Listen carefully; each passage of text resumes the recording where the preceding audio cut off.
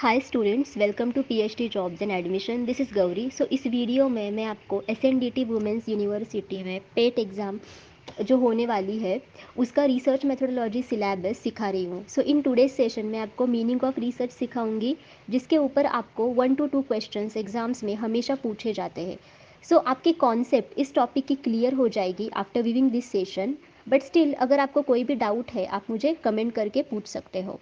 So students, before starting this session मैं आपको बताना चाहती हूँ कि ग्लोबल ऑनलाइन टीम आप सभी को रिसर्च मेथोडोलॉजी सब्जेक्ट के ऊपर कंप्लीट कोर्स प्रोवाइड करती है ताकि आप पेट एग्जाम को क्वालिफाई कर सको। सो पेट एग्जाम में रिसर्च मेथोडोलॉजी के ऊपर आपको 50 एमसीक्यूज पूछे जाते हैं out of 100 MCQs.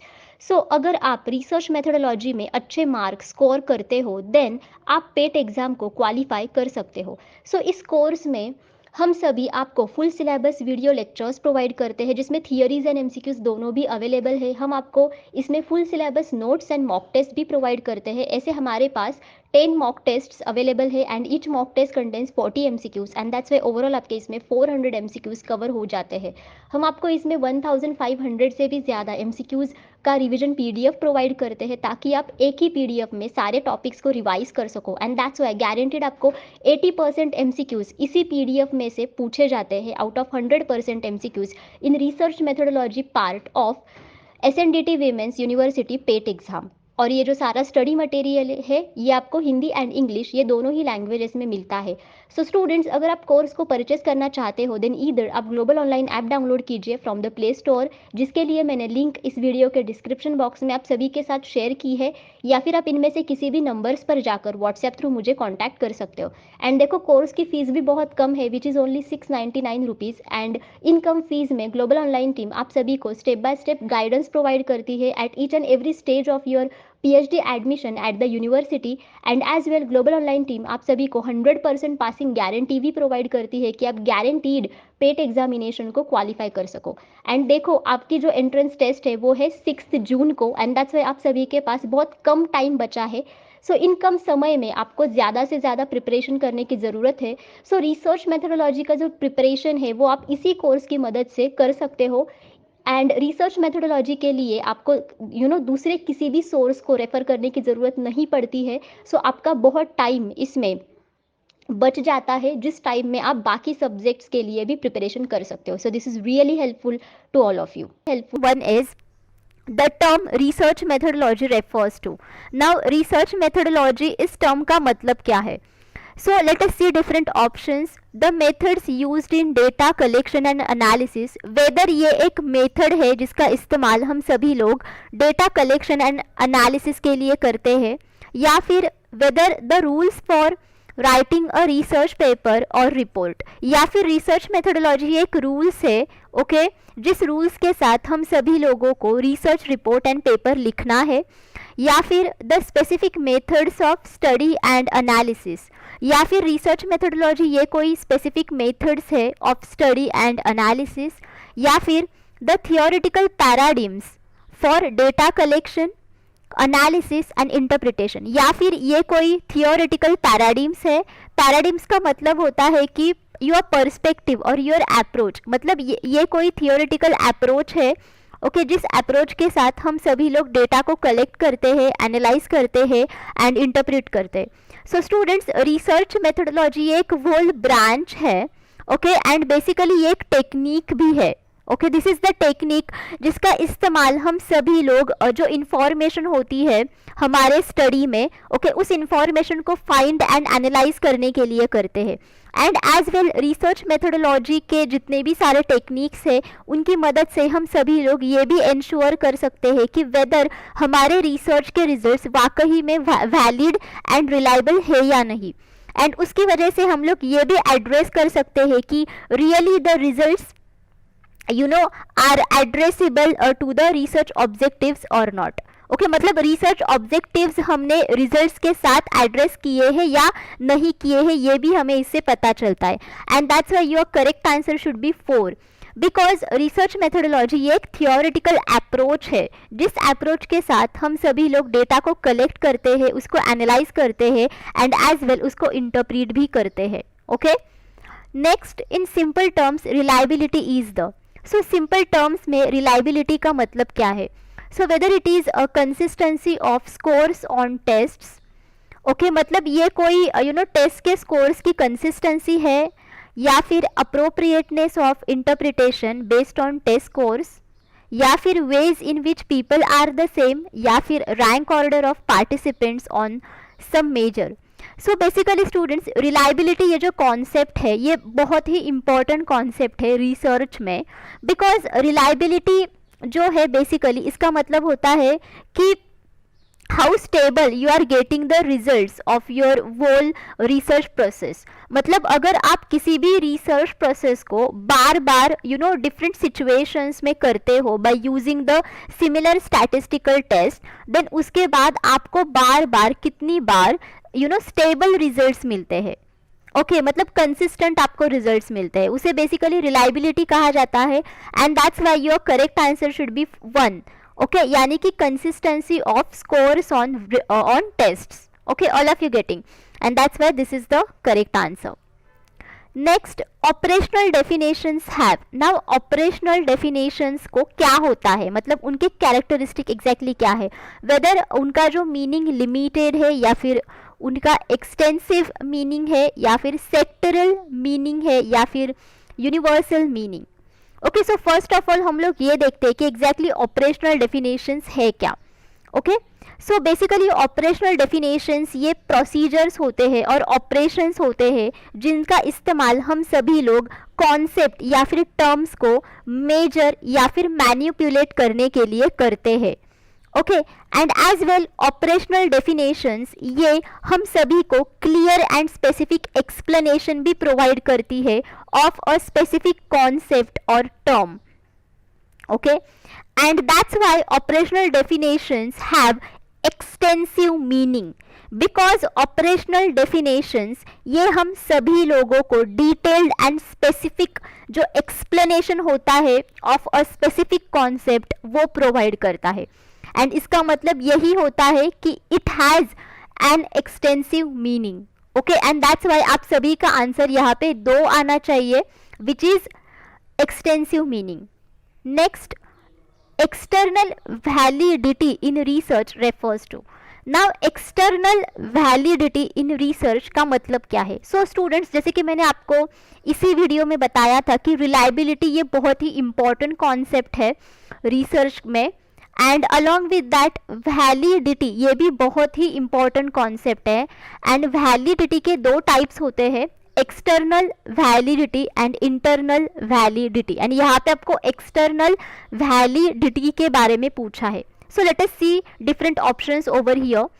The rigour of the study यानी कि अध्ययन की कितनी ज्यादा कठोरता है वो, या फिर एक्यूरेसी ऑफ अ प्रोसीजर मतलब जो प्रोसीजर आप यूज कर रहे हो उसकी एक्यूरेसी कितनी है, या फिर the relation of the research problem with the researchers personal life, या फिर the extent of generalisability that the results provide, यानी कि आप कितने एक्सटेंट के साथ अपने रिसर्च प्रोसेस के रिजल्ट्स रिसर्च के बाहर के सिचुएशन पर जनरलाइज कर सकते हो।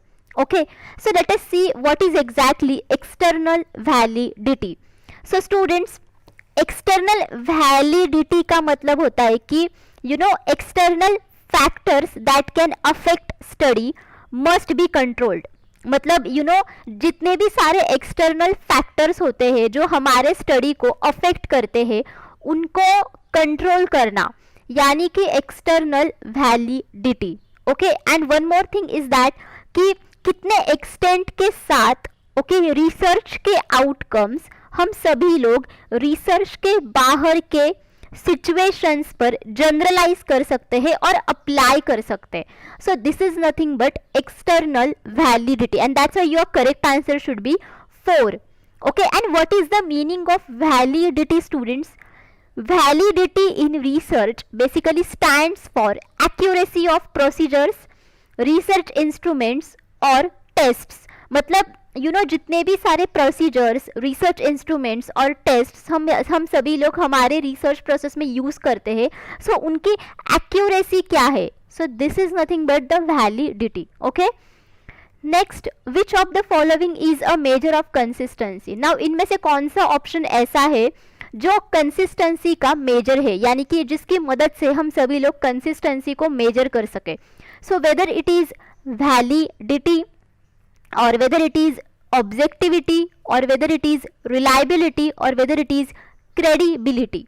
So students, now all of you understood that कि अगर हम लोग कंसिस्टेंसी की बात करते हैं देन वहाँ पे जो कॉन्सेप्ट आता है रिसर्च का वो आता है रिलायबिलिटी, एंड अगर हम लोग एक्यूरेसी की बात करते हैं देन वहाँ पे कॉन्सेप्ट आता है validity. And that's why in this question आपका आंसर आना चाहिए 3 which is reliability. Because reliability जो है इसका मतलब यही होता है कि आप किसी भी सिचुएशन में रिसर्च प्रोसेस को अगर रिपीट करते हो with the same statistical test then आपको हर बार वही रिजल्ट्स मिलते हैं, and this is nothing but the reliability, and that's why reliability is basically refers to the repeatability. Okay, मतलब जब भी आप पूरे रिसर्च प्रोसेस को रिपीट करते हो देन आपको बार बार वही स्टेबल रिजल्ट्स मिलते हैं। ओके, एंड रिलायबिलिटी को हम लोग मेजर नहीं करते, बेसिकली रिलायबिलिटी को एस्टिमेट किया जाता है, इसको मेजर नहीं किया जाता है। ओके, ये पॉइंट आप कंसिडर करो। And all of you now understood exactly what is validity. Okay, objectivity का मतलब होता है कि आप बेसिकली ऑब्जेक्टिवली रिसर्च कर रहे हो, मतलब unbiased, whatever you are doing is unbiased, वहां पे सभी चीजें फेयरली हो रही है, this is nothing but the objectivity. And what is credibility?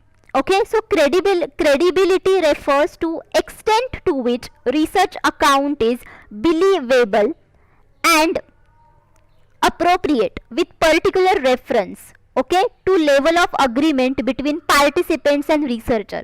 So credibility का मतलब ये होता है कि कितने extent तक रिसर्च अकाउंट ये बिलीवेबल है एंड अप्रोप्रिएट है with particular reference to level of agreement between participants and researcher. मतलब बेसिकली क्रेडिबिलिटी एक ऐसा एक्सटेंट है जिसकी मदद से हम लोग जान सकते हैं कि पार्टिसिपेंट्स एंड रिसर्चर के बीच में कितना बिलीवेबल रिश्ता है। All of you getting? And that's why इस क्वेश्चन का आपका जो आंसर है वो बेसिकली 3 आना चाहिए which is reliability. Next is the best meaning of research is. Now research का सबसे बेस्ट मीनिंग क्या है? So let us see here options.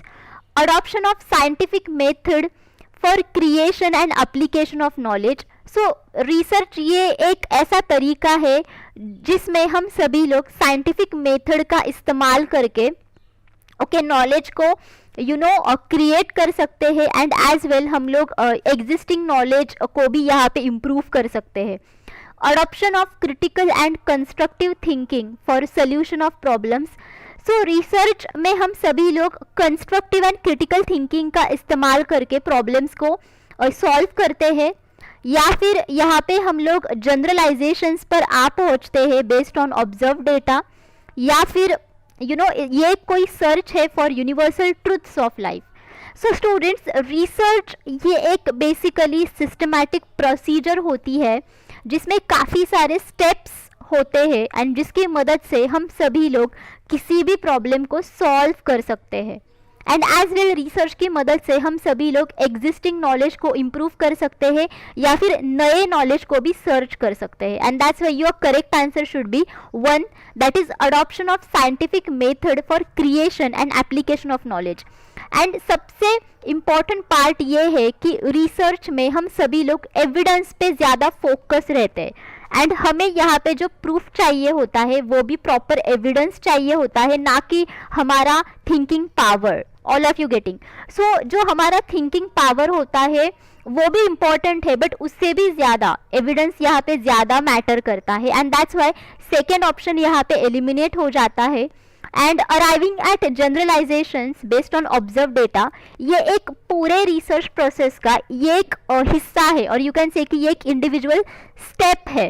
Okay, and search for universal truths of life ये कोई रिसर्च नहीं होता है, basically it comes under the spirituality part. Okay, and that's why आपका जो करेक्ट आंसर है वो यहाँ पे 1 है which is adoption of scientific method for creation and application of knowledge. Okay, next research is, now again यहाँ पे आपको रिसर्च के बारे में पूछा है कि रिसर्च एग्जैक्टली है क्या, whether it is searching again and again, और whether it is finding solution to any problem, और working in a scientific way to search for truth of any problem, और none of the above. So students, जैसे कि मैंने आप सभी को बोला कि रिसर्च एक सिस्टमैटिक प्रोसीजर है, एंड दैट्स वाई पहला तो ऑप्शन यहाँ पे एलिमिनेट हो जाता है कि searching again and again is not research.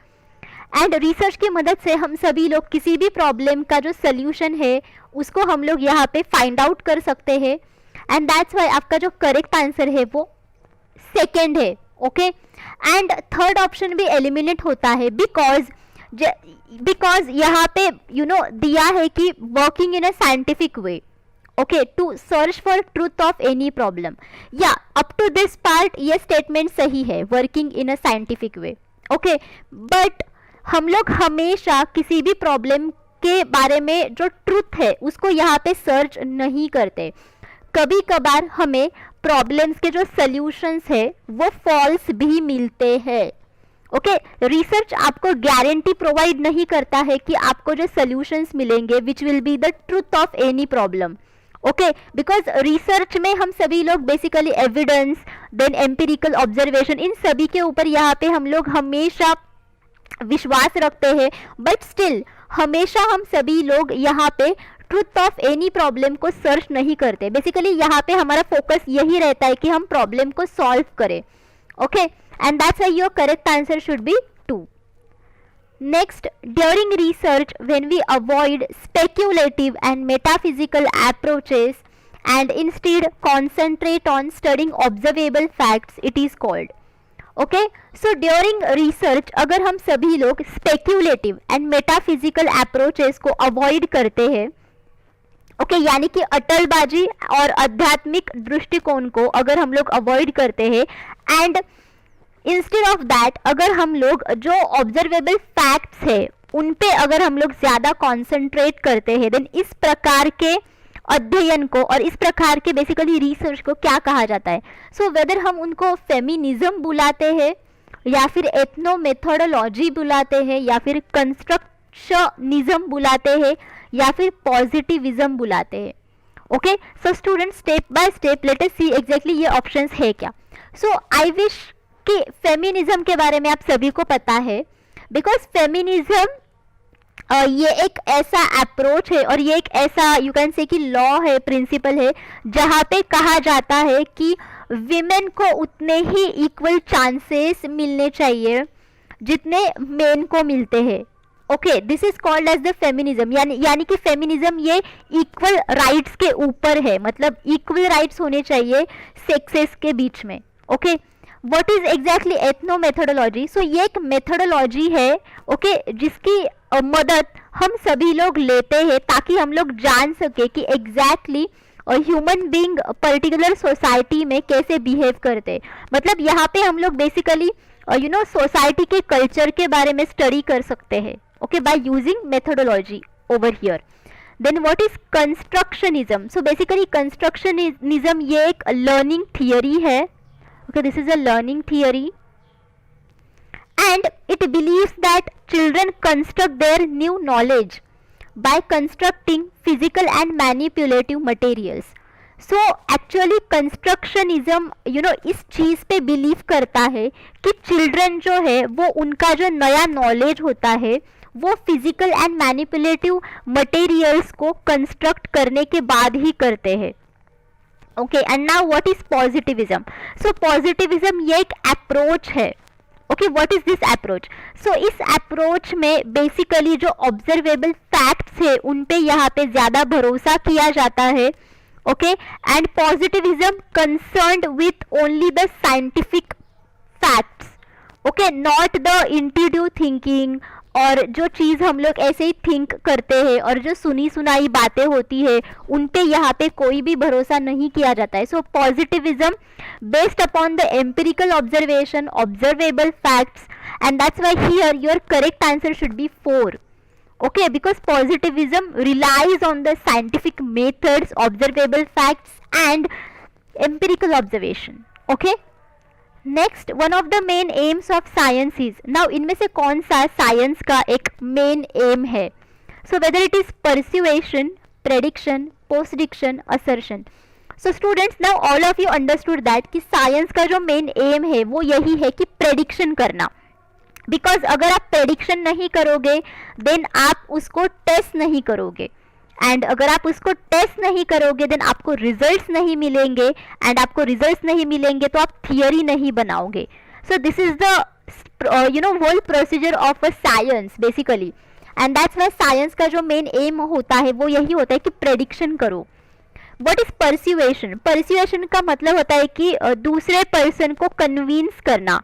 Okay, this is nothing but the persuasion. Postdiction यानी कि जो गुजरे हुए फैक्ट्स है या फिर इंसिडेंट्स है, ओके, उसके बारे में इंफॉर्मेशन बताना, this is called as post Dickson.